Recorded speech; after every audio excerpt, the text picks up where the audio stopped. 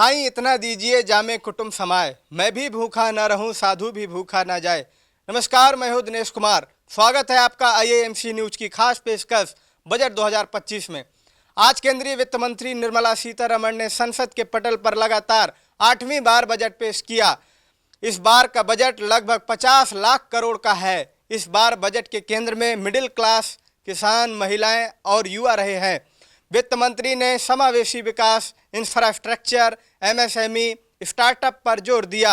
आइए नजर डालते हैं बजट की टॉप 10 हेडलाइंस पर। वित्त मंत्री ने मिडिल क्लास को दी बड़ी सौगात, 12 लाख तक की कमाई पर नहीं लगेगा टैक्स। बिहार वासियों को मिला बड़ा तोहफा, मखाना बोर्ड होगा स्थापित, आईआईटी पटना का होगा विस्तार। कृषि उत्पादन बढ़ाने के लिए पीएम धन धान्य योजना का किया ऐलान, 100 जिलों से होगी शुरुआत। 88 छोटे शहरों तक पहुंचेगी हवाई सेवा। उड़ान योजना से मिलेगा 4 करोड़ यात्रियों को फायदा। SC/ST महिला उद्यमियों को दिया जाएगा 2 करोड़ तक का लोन, इससे उनका होगा समावेशी विकास। जल जीवन मिशन 2028 तक बढ़ा, 100% घरों में पेयजल पहुंचाने का लक्ष्य। 5 सालों में बढ़ेंगी मेडिकल की 75,000 सीटें। 200 शहरों में खुलेंगे कैंसर डे केयर सेंटर, 36 जीवन रक्षक दवाएं टैक्स फ्री। शिक्षा के लिए 500 करोड़ में 5 AI केंद्र होंगे स्थापित, AI एजुकेशन को मिलेगा बढ़ावा। 50,000 स्कूलों में खुलेगी अटल टिंकरिंग लैब, बढ़ाई जाएगी इंटरनेट कनेक्टिविटी। बजट भाषण के आखिरी में निर्मला सीतारमण ने एक ताबड़तोड़ घोषणा की, और वो घोषणा ये है कि 12 लाख की इनकम से कम कोई टैक्स नहीं लगेगा। इसके अलावा भी टैक्स से जुड़ी और घोषणाएं हैं, देखिए हमारी खास रिपोर्ट में। बजट भाषण में अगर किसी चीज का सबसे ज्यादा इंतजार होता है तो वो है इनकम टैक्स में आखिर क्या बदलाव आए हैं। निर्मला सीतारमण ने अपने भाषण को खत्म करते हुए इसी पर घोषणा की। जैसे ही घोषणा की गई वैसे ही एक्सपर्ट्स कहने लगे कि 2025 के बजट का नाम सिटीजन बजट है। There will be no income tax payable up to income of 12 lakh rupees. Budget 2025 में टैक्स में कई बदलाव हुए हैं। अब सालाना 12 लाख रुपए तक कमाने वालों को कोई भी इनकम टैक्स नहीं देना होगा। सीनियर सिटीजन के लिए छूट की सीमा 14 लाख की गई है। MSMEs और स्टार्टअप्स के लिए कॉर्पोरेट टैक्स को घटाकर 20% कर दिया गया है। GST दरों की बात करें तो उनमें कोई भी बदलाव नहीं आया है। इलेक्ट्रॉनिक्स और मोबाइल डिवाइसेस पर कस्टम ड्यूटी घटाकर 12% कर दी गई है। गोल्ड और सिल्वर पर कस्टम ड्यूटी 10% की गई है। होम लोन पर ब्याज छूट की सीमा 2.5 लाख की गई है। स्वास्थ्य बीमा पर छूट की सीमा 50,000 की गई है। Unemployment is the biggest crisis facing our economy. She's not talked about unemployment at all. Okay, so if you have a salary, you're going to pay less tax, apparently. But if you don't have a salary, where are you going to get the salary from? You need to generate more jobs in this economy, and there's been no sign of that. ये वही पुराना budget है जो पिछले 10 सालों से हम सुनते आ रहे हैं, जहां पर शब्दों के अलावा न गरीब को कुछ मिलता है, न किसान को कुछ मिलता है, न मध्यम वर्ग को कुछ मिलता है। विभिन्न टैक्स के जो प्रपोजल्स आते हैं, नतीजे आते हैं, वो सिर्फ बड़े बड़े कंपनियों के मालिकों को फायदा दिलाता है। और आज भी यही है, बार बार सिर्फ किसानों और मध्यम वर्ग सिर्फ शब्दों के लिए ही है। टैक्स में बार बार रिस्ट्रक्चरिंग पहले भी हुआ, लेकिन मध्यम वर्ग को कोई राहत नहीं मिली। GST जिस प्रकार से GST, कभी इस पे GST, कभी उस पे GST। तो आज भी मुझे लगता है कि पिछले 10 सालों में जितने भी बजट है, सबसे कमजोर बजट इस साल का बजट रहा है। एकदम नॉन इवेंट है। This budget is a non event. विपक्षी दलों ने बजट 2025 को गठबंधन सरकार को बचाने का प्रयास नाम दिया है। महाराष्ट्र के नेताओं ने इसे अपने राज्य के लिए निराशाजनक बताया, क्योंकि पूरे बजट में महाराष्ट्र का एक बार नाम तक नहीं लिया गया। इसी तरह पंजाब, हरियाणा, हिमाचल और उत्तर प्रदेश के लिए भी कोई खास योजना नहीं थी। विपक्ष का यह आरोप है कि क्योंकि बिहार में चुनाव नजदीक है, इसलिए बजट में बिहार को प्राथमिकता दी गई है। विपक्ष के नेता राहुल गांधी ने कहा, गोली से लगे घावों के लिए एक बैंडेड काफी नहीं है, सरकार विचारों की दिवालिया है। अरविंद केजरीवाल ने कहा, मिडिल क्लास को टैक्स में राहत मिली, ये फैसला अच्छा है। कर्नाटक के मंत्री प्रियांक खड़गे ने कहा कि केंद्र सरकार के मेक इन इंडिया प्रोजेक्ट की स्थिति बेहद खराब है और पिछले 10 वर्षों में उत्पादन में गिरावट भी आई है। उम्मीद है कि ये बजट आम लोगों की आर्थिक स्थिति में सुधार करेगा। जिससे भारत विकसित भारत की ओर तेजी से बढ़ेगा। बजट 2025 में सिर्फ मिडिल क्लास का ही नहीं बल्कि अन्नदाताओं का भी ध्यान रखा गया है। देखिए अन्नदाताओं को क्या तोहफा मिला, खास रिपोर्ट पर। विकसित भारत नाम के स्टेशन तक पहुंचने के लिए हमें चाहिए 4 इंजन, जिसमें सबसे पहला इंजन है अन्नदाता। बजट 2025 के किसान स्पेशल में किसानों की आमदनी बढ़ाने के लिए पीएम धन्य धान्य कृषि योजना लॉन्च की गई। इस योजना का टारगेट 100 जिलों में कृषि उत्पादन को बढ़ाना है। इस योजना से 1,70,00,000 किसानों को सीधा लाभ होगा। Prime Minister Dhan Dhanya Krishi Yojana, developing agri districts program. Motivated by the success of the aspirational district program, our government will undertake a Prime Minister Dhan Dhanya Krishi Yojana in partnership with states. किसान credit card पर कर्ज की सीमा को 3 लाख से बढ़ाकर 5 लाख रुपए कर दिया गया है। वहीं अगले 6 सालों में मसूर, तुअर जैसी दालों की पैदावार बढ़ाने के लिए फोकस रहेगा। वहीं बिहार में मखाना बोर्ड बनेगा, जिससे छोटे किसानों और व्यापारियों को फायदा मिलेगा। बिहार, उत्तर प्रदेश जैसे कई राज्यों में गरीब किसान विशेषकर मछुआरे वो उत्पादित करते हैं और मखाने को सुपर फूड माना जाता है। इसमें पर्याप्त मात्रा में कार्बोहाइड्रेट होता है। पिछले दिनों जब बिहार में गया था और बिहार के कृषि मंत्री भी यहां आए थे, किसानों के मुद्दे पर सरकार को आलोचना का सामना करना पड़ा। विपक्ष ने कहा कि जब देश के किसान दिल्ली की सीमाओं पर धरने पर बैठे थे, तब भी सरकार ने एमएसपी पर कोई घोषणा नहीं की। ज्यादा तो स्टेटों के नाम देखिए, बिहार जहाँ पे चोन आ रही है, बिहार बिहार बिहार, उसके बाद असम की आ रही है तो असम, पंजाब का तो नामो निशानी है। वो किसान धरने में बैठे 4 साल से एमएसपी की लीगल गारंटी के लिए। किसान के लिए क्या मखाना बोर्ड, ये बोर्ड, वो बोर्ड। सो किसानों के विरोध एक बजट था और किसान जो उसके लिए लड़ाई लड़ रहे हैं उनकी तो कुछ सुनी नहीं गई, तो दुख है। मेरे खेत की मिट्टी से पलता है तेरे शहर का पेट, मेरा नादान गांव अब भी उलझा है किश्तों में। अब देखने वाली बात ये होगी कि इन योजनाओं का कितना फायदा किसानों को मिलता है। आइए अब जानते हैं बजट की कुछ रोचक बातें इस खास रिपोर्ट पर। मिडिल क्लास को इनकम टैक्स पर बड़ी राहत दी गई है। इस पर बातचीत करने के लिए हमारे साथ मौजूद हैं एक्सपर्ट अनुष्का जी। तो अनुष्का जी, आप सरल भाषा में हमारे दर्शकों को समझाइए कि जो 12 लाख तक की इनकम पर मिडिल क्लास को छूट दी गई है, राहत दी गई है, इस पर ये कैसे हमारे दर्शक इसको देखें। तो पहली बात तो ये बहुत बड़ी घोषणा है कि 12 लाख तक कोई भी टैक्स नहीं दिया जाएगा, कोई भी टैक्स नहीं लगेगा। तो ये कैसे काम करता है, थोड़ा बहुत मैं इसके ऊपर बताना चाहूँगी कि कैसे काम करेगा। जैसे कि जिनकी इनकम 12 लाख रुपए है, उनको 0 टैक्स देना है, मतलब उनका कोई टैक्स नहीं लगेगा। पहले ये जो टैक्स स्लैब जो 12 लाख है वो 7 लाख था, तो पहले 7 लाख तक की इनकम पर कोई टैक्स नहीं लगता था। उसके बाद जैसे कि कहा जा रहा है कि 8 लाख की इनकम जिनकी आमदनी है उन्हें 30,000 का फायदा होगा। अब ये कैसे होता है, तो 12 लाख के बाद जितने भी आप ऐड करेंगे, जैसे कि 4 लाख, जैसे आपकी इनकम 12 से 4 लाख ज़्यादा है या 12 से 20 लाख भी ज़्यादा है, तो उसके बाद आपको पूरा टैक्स देना पड़ेगा। 4 लाख से आपका टैक्स शुरू हो जाएगा, ठीक है। तो ऐसा नहीं, मतलब तो आपकी इनकम अगर 12 के अंदर ही आती है तो ही आपको फ़ायदा है। अगर 12 से थोड़ी भी ज़्यादा होगी तो आपको फिर 4 लाख से ही आपका टैक्स शुरू होगा। ऐसा नहीं है कि जितना आपका अमाउंट एक्सीड कर रहा है उस पर आपका टैक्स लगेगा, ऐसा नहीं होता है। शुरू से आपका टैक्स लगना शुरू होता है। लेकिन देखने में तो बहुत सरल लग रहा है, ये बहुत अच्छा लग रहा है सुनने जी, में। इतना सरल नहीं है, ये बहुत कॉम्प्लिकेटेड है और इसीलिए ये बजट है, बहुत बड़ी चीज़ होती है, इसमें बहुत टाइम लगता है।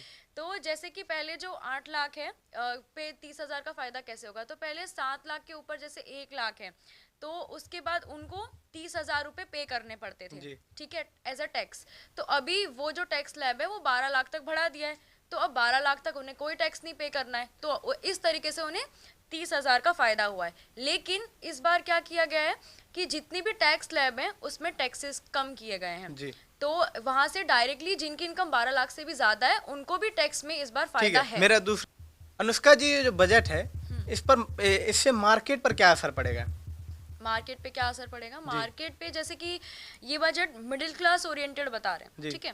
मिडिल क्लास ओरिएंटेड मतलब अगर टैक्स कम हो रहा है तो लोग बचत ज़्यादा कर पाएंगे, तो बचत ज़्यादा कर पाएंगे तो मार्केट में वो ज़्यादा जाएंगे, ज़्यादा खरीदी करेंगे, तो उस तरीके से मार्केट जो है वो अच्छी तरीके से ग्रो करेगा।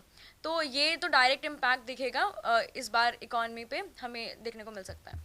जी, तो मेरा अब लास्ट सवाल होगा क्योंकि आपका समय बहुत कीमती है। तो मेरा लास्ट सवाल है कि आप 10 में से कितने नंबर देना चाहेंगे इस बार बजट को?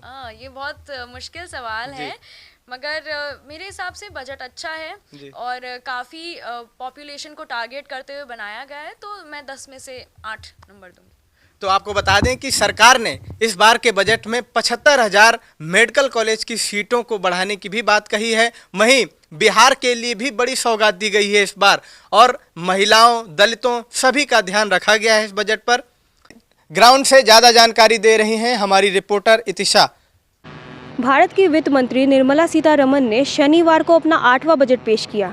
बजट 2025-26 में शिक्षा, डिजिटल शिक्षा और कौशल विकास पर जोर दिया गया है। सरकार अगले 5 साल में सरकारी स्कूलों में अटल टिंकरिंग लैब्स बनाएगी, जिससे बच्चों में विज्ञान और रचनात्मकता बढ़ेगी। भारत नेट परियोजना के तहत ग्रामीण स्कूल और स्वास्थ्य केंद्रों में ब्रॉडबैंड कनेक्टिविटी पहुंचाई जाएगी, ताकि शिक्षा और स्वास्थ्य सेवा सुधर सके।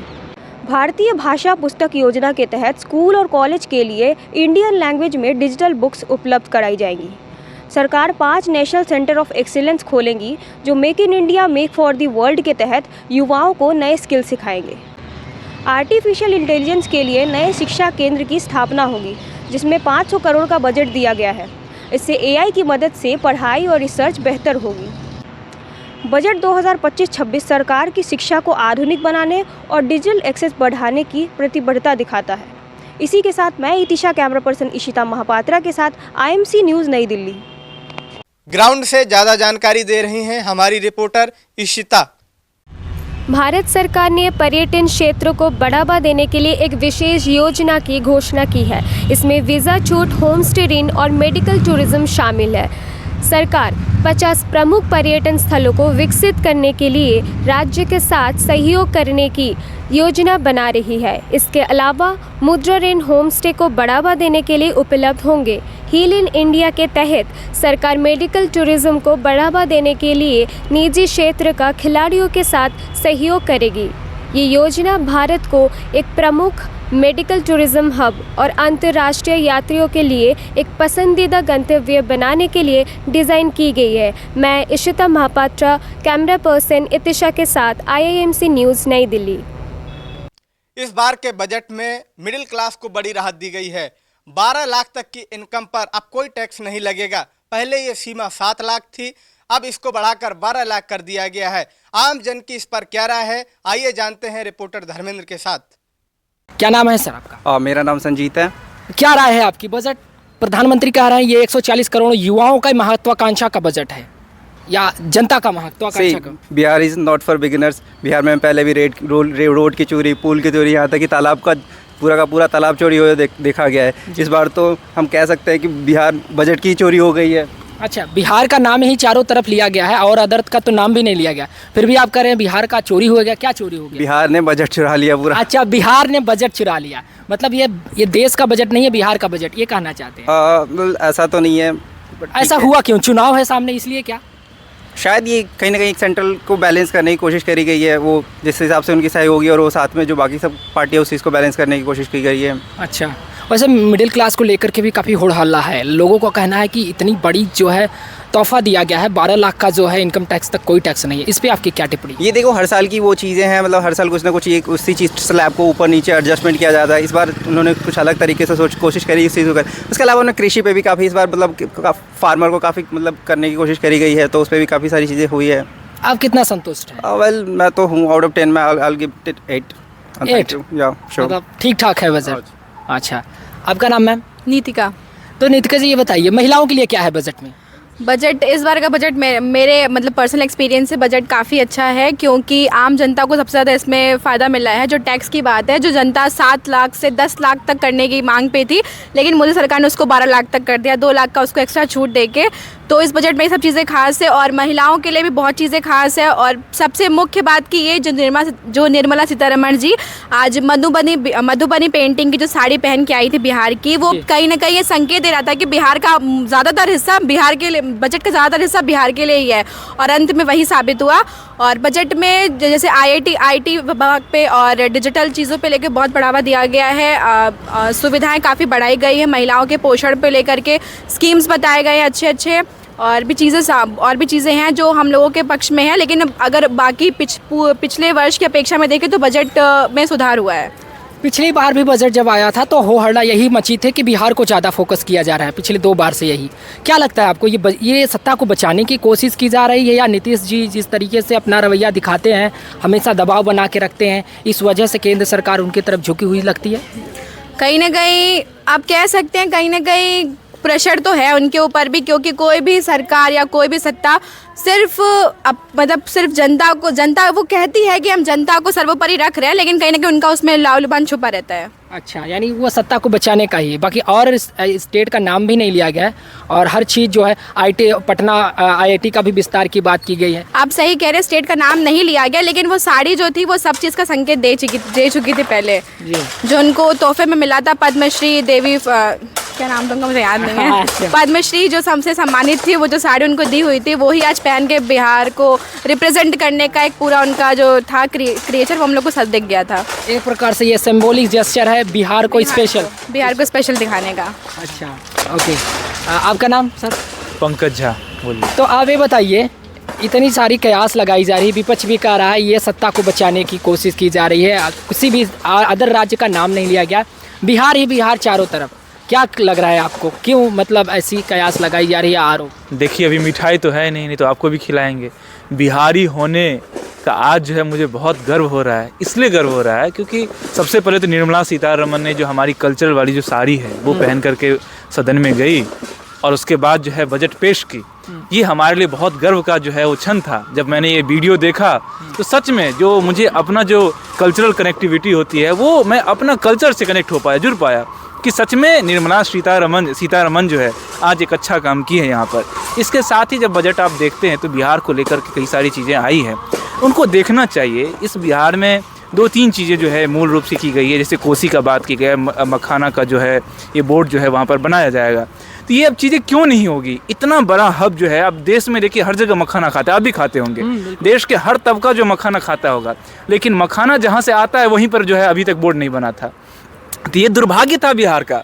भले ही पॉलिटिकल कुछ भी हो, अभी भी जो भी चीज़ें होती है पॉलिटिक्स के कारण ही होती है, लेकिन बिहार का सौभाग्य खुला है और हम चाहते हैं कि ऐसे ही 2029 में भी चुनाव में निर्णय आए, नीतीश कुमार जी को और सपोर्ट मिले ताकि सेंटर और बिहार को ध्यान दे, क्योंकि बिहार हमेशा बाढ़ से एक तरफ डूबता है और एक तरफ जैसे बिहार सुखाड़ से डूबता है।